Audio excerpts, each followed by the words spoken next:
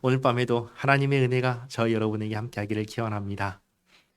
와, 오늘은 다윗과 사울의 선택을 같이 보겠습니다. 먼저 다윗입니다. 다윗은 지난 주까지는 유다 땅에 있었습니다. 사울이 다윗의 목숨을 빼앗으려고 했지만 다윗이 다른 데 안 가고 유다 땅에 있었던 이유는 하나님께서 유다 땅에 있으라고 하셨기 때문입니다. 다윗이 유다 땅에 있으니까 이스라엘 왕 사울이 다윗을 잡으려고 합니다. 하지만 하나님께서 다윗을 지켜주셔서 오히려 사울을 죽일 수 있는 기회를 여러 번 주셨습니다.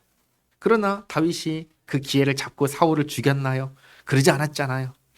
다윗은 사울을 죽이지 않고 다만 내가 얼마든지 당신을 죽일 수 있었는데 그러지 않았다라는 것만 계속해서 알려줬습니다.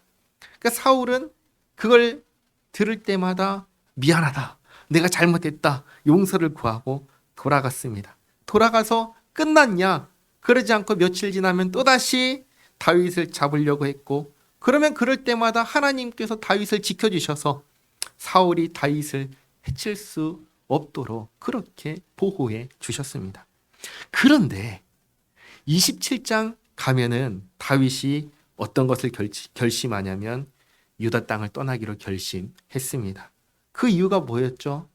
사울이 결국은 나를 또다시 잡으려고 할 것이고 그러면 결국에는 나는 사울에게 잡힐 것이다. 이런 자기 판단이 있었습니다. 그래서 다윗이 어디로 갔지요? 블레셋 땅으로 갔습니다. 가드 왕 아기스에게 의존하기로 한 것입니다. 유다 땅에 있다가 사울이 자신을 잡아서 마침내는 죽일 거라고 생각하고 블레셋 땅으로 갔습니다. 이런 다윗의 행동을 우리는 어떻게 봐야 할까요?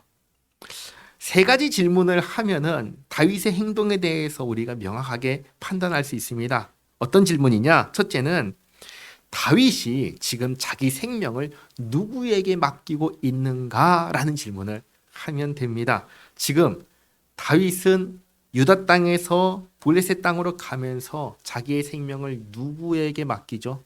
하나님인가요? 블레셋 왕 아기스인가요? 아기스죠. 누구한테 의탁하러 가나요? 사울이 나를 잡을 건데 유다 땅에 있으면서 누가 다윗을 보호했죠? 하나님께서 보호하셨잖아요. 근데 유다 땅에 있으면 결국은 사울이 나를 잡을 거니까 나 블레셋 땅으로 가겠다. 그 말은 뭐예요? 하나님께서 나를 지켜주실 거라는 거예요? 아니면 블레셋 왕 아기스한테 의탁하면 사울이 나를 못 잡을 거야 라고 하면서 블레셋 왕을 의지하는 건가요? 블레셋 왕을 의지하는 겁니다. 이 행동은. 다음으로 두 번째로 생각할 것이 블레셋 땅은 어떤 나라인가요? 어떤 땅인가요? 이스라엘과 관련해서. 이스라엘의 원수인가요? 아니면 친우인가요? 원수죠. 대적이죠. 마지막으로 만약에 다윗이 하나님께 하나님 저 블레셋 땅으로 가도 될까요? 라고 질문한다면 하나님께서 다윗에게 뭐라고 하실까요? 그래 가라 라고 하실까요? 아니면 여기 있으라 라고 하실까요? 사실 이 부분은 우리가 단정할 수는 없습니다. 왜냐하면 성경이 없는 내용이기 때문입니다. 그러나 한 가지 확실한 것은 만약에 하나님께서 가드 땅으로 가라고 하셨다면 성경이 그것을 기록했을까요? 안 했을까요? 했을 거라는 점입니다. 그런데 오히려 성경은 다윗이 가드 땅에 간 이유가 뭐냐 했을 때 하나님을 전혀 얘기하지 않아요. 순전히 다윗의 판단과 자기 생각이라고 성경은 명확하게 기록하고 있습니다. 그러니까 만약에 하나님 갈까요? 가라고 하지 않았을 거라고 생각되는 것이죠. 그러니까 다윗이 지금 유다 땅에 있으면서 사울이 자기를 잡으려고 하고 있고 결국은 잡을 거니까 나 살자고 블레셋 땅에 간 것은 잘한 거냐 잘못한 거냐 할 때 잘못했다는 것을 말씀드리는 겁니다. 계속해서 이 땅에 있으라 하신 주님의 말씀 따라서 있었더니 지켜주시고 보호해 주셨는데 그 하나님 의지하지 않고 원수인 블레셋 왕 가드를 아기스를 의지하려고 간 그 행동, 그 결과가 어떤 줄 아세요? 다윗이 간 이후에 마음 편히 단 하루라도 지내는 것 같습니까? 그러지 않았습니다. 가드 땅에서 살기 위해 가드와 아기스를 속여야 하는 거짓된 삶을 살아야 했습니다. 그리고 오늘 28장 1절을 보시면 다윗에게 진짜 어려운 일이 생기는 것을 보게 됩니다. 뭐냐? 1절 말씀. 그때 블레셋 사람들이 이스라엘과 싸우려고 군대를 모집한지라 아기스가 다윗에게 이르되 너는 밝히 알라. 너와 내 사람들이 나와 함께 나가서 군대에 참가할 것이니라. 앞서 27장에서 다윗은 아기스에게 왕이시여 내가 이스라엘에 가서 저들을 공격하고 그들의 것을 약탈하고 그렇게 했습니다 라고 왕에게 보고했습니다. 아기스는 그 보고를 듣고 그대로 믿고 이제 다윗은 우리 사람이야. 이스라엘이 미워하는 사람이 됐어. 이제 우리 사람이야 라고 생각했습니다. 그래도 오늘 다윗을 불러서 우리가 이제 이스라엘을 공격할 건데 너도 나와 같이 가자 라고 얘기를 하는 겁니다. 근데 실제로 다윗은 이스라엘을 공격했나요? 안 했나요? 안 했습니다. 이스라엘을 약탈하지도 않았고 완전히 아기스의 사람도 되지 않았습니다. 그런데 만약에 여기에서 아기스의 명령을 따라서 다윗이 아기스를 따라가면 이스라엘과의 전쟁에 다윗이 따라가서 한 사람이라도 이스라엘 사람을 다윗이 죽인다면 다윗은 어떻게 될까요? 다윗은 이스라엘의 왕이 될 수 있을까요? 그럴 수가 없는 것이죠. 그럼 지금 왕이 너 이제 나랑 같이 이스라엘 공격하러 가자라고 했을 때 다윗은 어떻게 해야 될까요? 이게 진짜 곤란한 상황이 펼쳐진 겁니다. 그때 다윗이 이렇게 아기스에게 말합니다. 2절에 다윗이 아기스에게 이르되 그러면 당신의 종이 행할 바를 아시리이다. 하니 아기스가 다윗에게 이르되 그러면 내가 너를 영원히 내 머리 지키는 자를 삼으리라 하니라. 이게 무슨 말이냐면 다윗이 확답을 안 해요. 이렇게 말하는 거예요. 왕이시여 내가 어떻게 할지 아시잖아요 라고 얘기하는 거예요. 그러니까 아기스는 다윗의 이 말을 그래 너는 이스라엘의 이제 원수 같은 사람이 됐으니까 이제 나를 따라오고 내 말을 듣고 나와 함께 이스라엘 치겠다고 얘기한 거구나 라고 아기스가 생각을 한 겁니다. 그래서 네가 그렇게 한다면 내가 너를 내 오른팔 삼겠다. 영원한 내 오른팔 삼겠다 라고 그렇게 얘기를 한 겁니다. 그러니까 다윗이 지금 대답을 사실은 붕 띄어서 두루뭉술하게 대답을 했고 아기스가 알아서 생각하도록 그렇게 한 겁니다. 그런데 그 대답은 여기서는 그렇게 했지만 그래서 출전할 때 같이 가면 이제 어떻게 되는 거예요?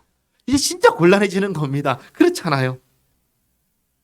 자, 그러면 이걸 한번 생각해 보시기 바랍니다. 다윗은 왜 이렇게 곤란한 상황에 처하게 됐을까요?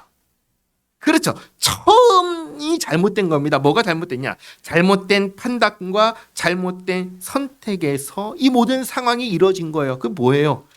왜 블레셋 땅에 가냐 말입니다. 왜 갔어요? 하나님께서 살려주셨는데 하나님을 의지하지 않고 가드왕 아깃을 의지하러 간 거잖아요. 그러면 이제 다윗은 어떻게 될까요? 근데 성경은 지금 여기에서 그 결과를 보여주지 않습니다. 결과는 언제 보여주냐? 다음 주에 보여줍니다. 여기까지만 딱 보여주고 장면을 싹 바꿔서 사울을 우리에게 보여줍니다. 사울의 하는 모습을 한번 잘 보시기 바랍니다. 3절입니다. 사무엘이 죽었으므로. 사무엘 언제 죽었죠? 한참 전에 죽었습니다. 근데 지금은 사울이 죽었다라고 얘기하지만 이 죽음은 한참 전에 일어난 일입니다. 온 이스라엘이 그를 두고 슬피 울며 그의 고향 라마에 장사하였고 이것도 옛날에 일어난 일입니다. 사울은 신접한 자와 박수를 그 땅에서 쫓아내었더라. 이 사울이 잘한 행동입니다. 하나님께서 이스라엘 땅에 신접한 자와 박수를 두지 말라고 하셨습니다. 죽이라고 하셨고 쫓아내라고 하셨습니다. 그리고 상당한 시간이 흐른 것이죠. 4절에 블레셋 사람들이 모여 수넴에 이르러 진침해. 이 진이 뭐죠? 아기스가 다윗에게 나랑 같이 가서 이스라엘 치자 한 그 전쟁을 지금 얘기하는 겁니다. 사울이 온 이스라엘을 모아 길보아에 진 쳤더니 블레셋 군대와 이스라엘 군대가 마주하고 있습니다. 아까 들었던 질문 다시 드립니다. 이 블레셋 군대 가운데 다윗이 있을까요? 없을까요? 예, 참 곤란한 얘기죠. 다음 주 이 부분을 정확하게 성경이 알려줍니다. 5절에 사울이 블레셋 사람들의 군대를 보고 두려워서 그의 마음이 크게 떨린지라. 사울이 여호와께 묻자오되 여호와께서 꿈으로도 우림으로도 선지자로도 그에게 대답하지 아니하심으로. 사울이 하나님께 이 상황을 해결하기 위해서 질문하지만 하나님께서는 사울에게 침묵하십니다. 질문 드립니다. 왜 하나님께서는 사울에게 대답하지 않으셨을까요? 그 이유는 사울이 하나님을 버렸기 때문입니다. 지금 사울이 하나님을 찾는 것은 하나님께 돌아왔다는 게 아니에요. 블레셋을 상대하기 위해서 저 대군하고 싸워서 우리 질 것 같으니까 이기기 위해서 필요하니까 지금 하나님을 찾는 것이란 말입니다. 여기서 우리가 알아야 되는 아주 중요한 사실이 있습니다. 하나님은 나의 편의를 위한 도구가 아니다라는 사실입니다. 하나님은 나의 종인가요? 전혀 그렇지 않습니다. 하나님이 나를 위해서 대기하고 계시다가 내가 하나님 필요하면은 그래 알았어 하고는 막 이렇게 응답해야 되는 그런 존재인가요? 아니라는 거예요. 오히려 반대라는 겁니다. 우리가 하나님의 종입니다. 하나님께서는 우리의 주인이십니다. 이 관계가 제대로 된 관계이고 올바른 관계입니다. 왜 그런가? 하나님이 누구신가요? 우리 하나님은 천지를 창조하신 하나님이십니다. 우리 하나님은 모든 사람을 창조하신 하나님이십니다. 우리 하나님은 나를 창조하신 하나님이십니다. 하나님께서 나의 주인이시지 내가 하나님의 주인인 게 아닌 겁니다. 하나님께서는 나의 도구, 나를 위한 수단이 아닙니다. 하나님을 그렇게 생각하면 아주 잘못 생각하는 것입니다. 사울이 지금 그렇게 생각하고 있었다는 것입니다. 하나님께서 사울에게 아무 말씀하지 않으십니다. 왜 그런가? 사울이 하나님을 자기 필요할 때만 찾는 그런 도구로 생각했기 때문입니다. 만약에 사울이 그렇게 생각하지 않고 진짜로 하나님께 돌아와서 하나님을 섬기는 종의 위치에 있었다면 진짜 사울이 해야 되는 것이 한 가지가 있습니다. 그게 뭔지 아세요? 회개하는 것입니다. 사울이 오늘 이 순간까지 하나님 앞에서 해왔던 모든 죄악에 대해서 하나님 제가 잘못했습니다. 죄를 자백하고 용서를 구하는 이 일이 먼저 이루어져야 했습니다. 하나님께서 사무엘에게 말씀하셨어요. 이 사울이 나를 버렸다. 내 말을 듣지 않는다. 그래서 여러 번 그것을 가지고 경고했는데 사울이 어떻게 했어요? 듣지 않았잖아요. 그러면 하나님께로 돌아왔다면 제일 먼저 해야 되는 것은 하나님 제가 정말 잘못했습니다. 정말 잘못했습니다. 용서해 주십시오 하고 죄를 자백하고 용서를 구해야 했습니다. 그러나 사울 그렇게 하나요? 하지 않습니다. 용서를 구하지 않습니다. 하나님께서 응답하지 않으시니까 사울이 어떻게 행동하는 줄 아세요? 바로 다음 것을 찾아갑니다. 그게 7절 말씀이에요. 사울이 그의 신하들에게 이르되 나를 위하여 신접한 여인을 찾으라. 내가 그리로 가서 그에게 물으리라 하니. 여기에 사울의 진심이 있죠. 사울은 하나님을 섬기는 사람이 아니었다는 것이 드러난 거예요. 사울은 하나님을 내 필요를 위해서 찾는 사람이었습니다. 하나님은 사울에게 있어서 도구였고 수단이었고 종이었습니다. 하나님이 이걸 모르실까요? 아시지요. 하나님께서는 우리가 마음에 무엇을 품고 있는지 다 아십니다. 사울이 하나님을 찾을 때 회개하지 않고 용서를 구하지 않고 그저 블레셋 때문에 필요해서 찾는 걸 하나님은 다 아셨습니다. 그런 사울이었기에 하나님께서 사울을 버리시고 떠나셨고 침묵하신 것입니다. 사울은 하나님을 대신할 존재, 신접한 여인을 찾습니다. 그런데 앞에 3절에서 뭐라고 했죠? 사울이 신접한 자, 박수무당을 다 어떻게 했다고 했죠? 다 쫓아냈다고 했습니다. 그러면 나를 신접한 사람에게 데리고 가라 했을 때 신하들이 뭐라고 해야 돼요? 이 땅에는 없습니다 라고 해야 되잖아요. 그게 맞잖아요. 그런데 7절 하반절을 보면 뭐라고 하죠? 그의 신하들이 그에게 이르되 보소서 엔돌에 신접한 여인이 있나이다. 무슨 말이에요? 여전히 이스라엘 안에 신접한 자와 박수가 있다는 말이에요. 그러니까 3절에서 쫓아내었다라고 하지만 더욱 은밀하게 아는 사람은 알고 찾는 사람은 찾는 그런 상태로 여전히 이스라엘 안에 있었다는 겁니다. 자, 한번 생각해 보시기 바랍니다. 신접한 자들, 박수 무당들을 왕이 쫓아내라고 명령을 했습니다. 그러면 쫓아내는 일을 누가 할까요? 왕이 할까요? 신하들이 할까요? 신하들이 하지요. 그런데 신하들이 이들을 철저하게 쫓아내지 않았다는 거예요. 왜 그랬을까요? 신하들은 하나님을 섬기는 사람일까요? 아닐까요? 신하들도 왕처럼 하나님을 섬기지 않는 겁니다. 자, 그러면 무슨 일이 생겼을 때 누굴 찾아갈까요? 용한 점쟁이 찾아가지 않을까요? 그럼 그런 사람들을 쫓아낼까요? 안 쫓아내죠. 하나님을 찾지 않는 사람들은 누구 찾아가냐면 그런 사람들 찾아가는 거예요. 근데 하나님을 섬기지 않는 사람들이 그런 사람들을 쫓아낼까요? 그럴 수가 없는 것이죠. 왕에게는 쫓아냈습니다. 보고했지만 실제로는 이렇게 은밀히 숨어 지낼 수 있게 하고 관계를 계속해서 유지한 겁니다. 그래서 오늘 왕이 나를 신접한 자에게 데리고 가라 하니까 즉시 대답할 수가 있었던 겁니다.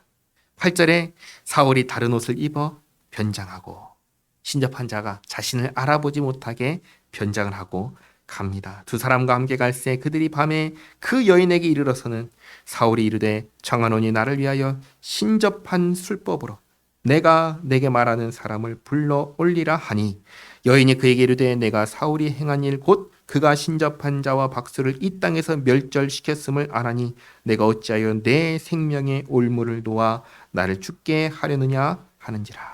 사울이 여호와의 이름으로 그에게 맹세하여 이르되 여호와께서 살아계심을 두고 맹세하노니 내가 이 일로는 벌을 당하지 아니하리라 하니. 근데 이것도 한번 생각해 보시기 바랍니다. 하나님을 두려워하지 않는 사람이, 하나님을 떠난 사람이 하나님의 이름으로 맹세하면은 이 맹세는 참된 맹세일까요? 헛된 맹세일까요? 아무 의미가 없는 맹세죠. 왜요? 나는 전혀 하나님을 두려워하지 않는데 하나님의 이름으로 맹세하면 그 맹세를 지키겠습니까? 두려워하지도 않는데 안 지키는 거죠. 아무 의미가 없는 맹세를 하는 겁니다. 왜 하죠? 이 여자 안심시키려고. 하나님의 이름조차 그렇게 사용을 하는 겁니다. 그리고 11절부터 잘 보시기 바랍니다. 여인이 이르되 내가 누구를 내게로 불러오리랴 하니 사울이 이르되 사무엘을 불러오리랴 올리라 하는지라. 사울이 사무엘을 부르라고 합니다. 그런데 지금 사무엘은 어떤 상태지요? 살았어요? 죽었어요? 죽었습니다. 앞에 3절에서 사무엘을 장사했다고 아주 분명하게 가르쳐 주었습니다. 사울은 지금 신접한 여인에게 죽은 사무엘을 부르라고 한 겁니다. 자, 그러면 이제 잘 보시기 바랍니다. 죽은 자의 영혼은 어디에 있을까요? 이 땅에 있을까요? 구천을 떠돌까요? 어디에 있을까요? 이 땅에 없습니다. 그렇죠? 구천을 떠돌지 않습니다. 그렇죠? 그럼 어디 있습니까? 모든 육체는 죽으면 다 어떻게 되죠? 그 몸은 흙으로 돌아가지, 땅으로 다 돌아갑니다. 그렇죠? 영혼은 어떻게 되죠? 그렇죠. 영혼은 신자의 영혼과 비신자의 영혼이 다릅니다. 달라요. 어떻게 다른가? 신자의 영혼은 하나님이 계신 낙원으로 들어갑니다. 그렇죠? 불신자의 영혼은 어디로 가요? 지옥으로 갑니다. 자, 그러면 사무엘이 죽었습니다. 그 몸은 흙으로 돌아갔습니다. 사무엘의 영혼은 지금 어디에 있을까요?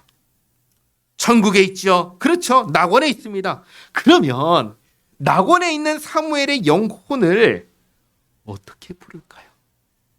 어떻게 하면 그 영혼을 부를 수 있을까요? 여러분, 영혼을 부른다는 것은 불가능한 일입니다. 한번 생각해 보시기 바랍니다. 어떻게 영혼을 부르겠습니까? 잘 생각해 보시기 바랍니다. 왜 하나님께서 신접한 자와 박수를 다 죽이라고 하신 줄 아세요? 이들이 거짓을 말하기 때문입니다. 사람들을 미혹하기 때문입니다. 사람들을 속이고 잘못된 관념을 심어줘서 망하게 만들기 때문입니다. 딱 한 가지만 생각해 보시기 바랍니다. 영혼을 어떻게 부를까요? 무슨 수로 부를까요? 주문을 외울까요? 그 주문은 누가 듣나요? 누가 낙원에 가서 그 영혼을 데리고 올까요? 누가 지옥에 가서 그 영혼을 데리고 올까요? 그렇게 할 수 있는 존재는 아무도 없습니다. 불가능한 겁니다. 자, 그런데 12절을 보시기 바랍니다. 여인이 사무엘을 보고 큰 소리로 외치며 사울에게 말하 이르되 당신이 어찌하여 나를 속이셨나이까? 당신이 사울이시니이다. 12절은 아주 중요한 두 가지 정보를 우리에게 알려줍니다. 첫째는 뭐냐? 이 여자가 완전히 자신을 숨기고 온 사울의 정체를 알았습니다. 어떻게 알았을까요? 자, 둘째는 여자가 누굴 봤다고 해요? 사무엘을 봤다고 합니다. 그런데 11절과 12절 사이에 이 내용이 없습니다. 어떤 내용이 없냐? 사울이 여자한테 뭐라고 했냐면 네가 신접하는 방법을 사용해서 사무엘을 부르라고 했습니다. 그렇죠? 근데 11절과 12절 사이에 여인이 사무엘을 불렀다라는 내용이 있나요, 없나요? 없습니다. 없습니다.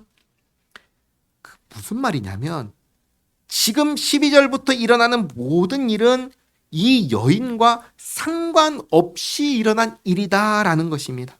다르게 말하면 하나님께서 하신 일이다라는 것입니다. 그렇기에 여인이 큰 소리로 외친 거예요. 놀란 겁니다. 큰 소리로 외치며 놀랬고 그리고 내 눈앞에 있는 사람이 사울이라는 것을 알게 된 것입니다. 13절에 왕이 그에게 이르되 두려워하지 말라 내가 무엇을 보았느냐 하니 여인이 사울에게 이르되 내가 영이 땅에서 올라오는 것을 보았나이다 하는지라. 여기서도 여인이 사무엘의 영혼을 자기가 적극적으로 불러서 왔다 그게 아니라 땅에서 올라오는 것을 봤다고 해요. 내가 부른 게 아니라 올라오는 것을 봤다고 해요. 그러니까 이 일은 여인이 한 일이 아니다라는 것을 계속해서 가르쳐주고 있는 겁니다.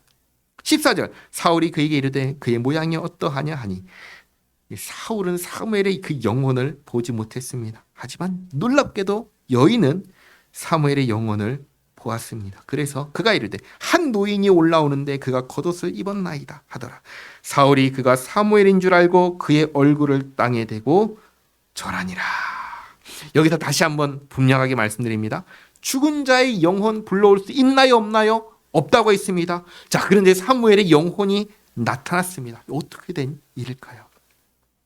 첫째는 여자가 사무엘의 영혼을 부르지 않았다라는 것을 기억해야 됩니다. 다시 말해 이 세상 누구도 죽은 자의 영혼을 부를 수 있는 사람은 없다는 사실입니다. 고대로부터 오늘까지 그 누구도 단 한 사람도 죽은 자의 영혼을 부른 사람은 없습니다. 둘째로 성경 전체를 보면은 예외적으로 하나님께서 개입하셔서 하신 특별한 일들이 몇 가지가 있습니다. 예를 들면 죽은 자를 살리신 일이 있습니다. 그렇잖아요? 죽은 자를, 예수님 부활하신 예수님 말고 죽은 자를 살리신 일이 있습니다. 이건 구약 성경에도 나오고 신약 성경에도 나오는 일입니다. 자, 그리고 신약 성경을 보시면 신약 시대에는 절대로 존재할 수 없는 두 사람이 나타나는 장면이 나옵니다. 그 두 사람은 누구냐면 모세와 엘리야입니다. 어디 나오죠? 예수님께서 변화산에 올라가셨을 때 거기에 이 두 사람이 나타납니다. 근데 이 두 사람은 어느 시대 사람이죠? 신약 시대인가요? 구약 시대인가요? 구약 시대 사람들입니다. 나타날 수가 없는 사람들이 나타났습니다. 이들이 어떻게 살아났고 어떻게 나타날 수 있었습니까?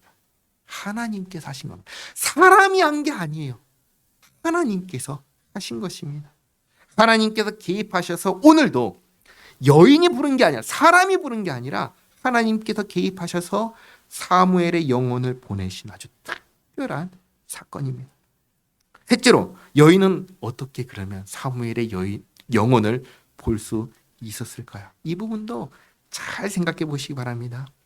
선지자들 간혹 하나님의 어전 회의를 볼 때가 있나요? 없나요? 볼 때가 있습니다.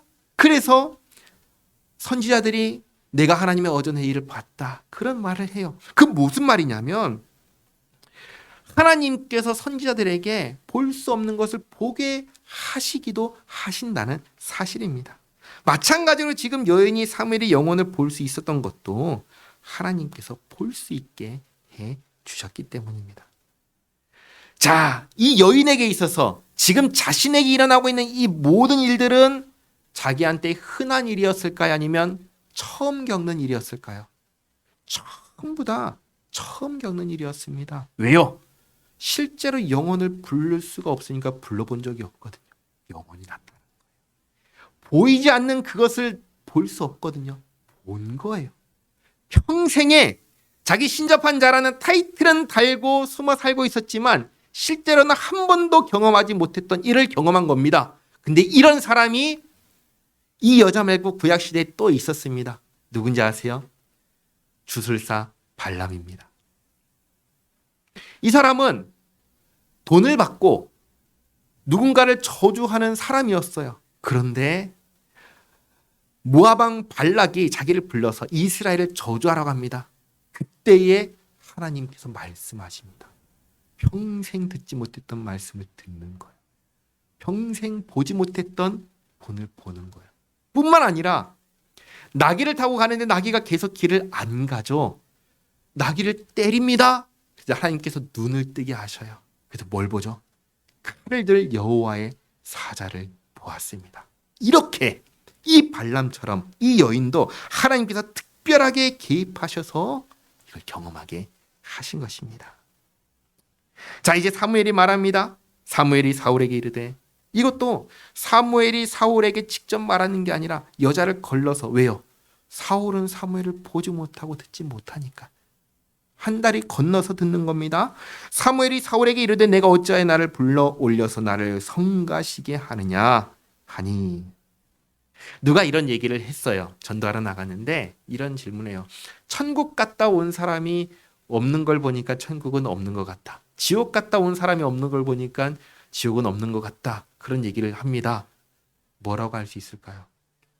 지옥에 왜 가죠? 벌 받으러 가잖아요. 벌 받다 중간에 나올 수 있나요? 그럴 수 없죠. 지옥 갔다가 나오는 것은 있을 수가 없는 겁니다. 또 천국에서 오는 건 어떨까요? 천국이 좋아요? 여기가 좋아요? 천국이 좋죠. 여기 오고 싶겠어요? 오고 싶지 않죠. 올 수도 없지만 오고 싶은 마음도 없다는 겁니다. 사무엘이 지금 뭐라고 해요? 왜 나를 불러서 성가시게 하느냐. 사울이 대답하되 나는 심히 다급하니이다. 블레셋 사람들은 나를 향하여 군대를 일으켰고 하나님은 나를 떠나서 다시는 선지자로도 꿈으로도 내게 대답하지 아니하시기로 내가 행할 일을 알아보려고 당신을 불러 올렸나이다 하더라. 자, 여기서도 한번 생각해 보시기 바랍니다. 하나님께서 나에게 침묵하신다면 나는 어떻게 해야 될까요? 무당을 찾아가야 될까요? 여기에서 이미 잘못된 겁니다. 앞에서도 말씀드렸다시피 하나님께서 나에게 침묵하시면 그럼 내가 어떻게 해야 되냐면 나는 더욱더 하나님 앞에 엎드려야 하는 겁니다. 그게 진짜로 하나님을 의지하는 사람에게서 나오는 모습입니다. 모든 믿음의 사람들은 하나님 외에 다른 대안이 없는 사람들입니다. 사울은 하나님께서 침묵하시자 바로 다른 대안을 찾아간 겁니다. 여기에서 이미 사울의 신앙이 아니었다라는 게 분명하게 드러난 거예요. 16절에 사무엘이 이르되 여호와께서 너를 떠나 내 대적이 되셨거늘 내가 어찌하여 내게 묻느냐. 여호와께서 나를 통하여 말씀하신 대로 내게 행하사 나라를 내 손에서 떼어 내 이웃 다윗에게 주셨느니라. 사울이 하나님 말씀에 불순종하고 하나님을 버렸을 때 하나님께서 사무엘을 통해서 하신 말씀이 바로 17절 말씀입니다. 18절 내가 여호와의 목소리를 순종하지 아니하고 그의 진노를 아말렉에게 쏟지 아니하였으므로 여호와께서 오늘 이 일을 내게 행하셨고, 사무엘상 15장에 있었던 사건을 두고 하시는 말씀입니다. 여호와께서 이스라엘을 너와 함께 블레셋 사람들의 손에 넘기시리니 내일 너와 내 아들들이 나와 함께 있으리라.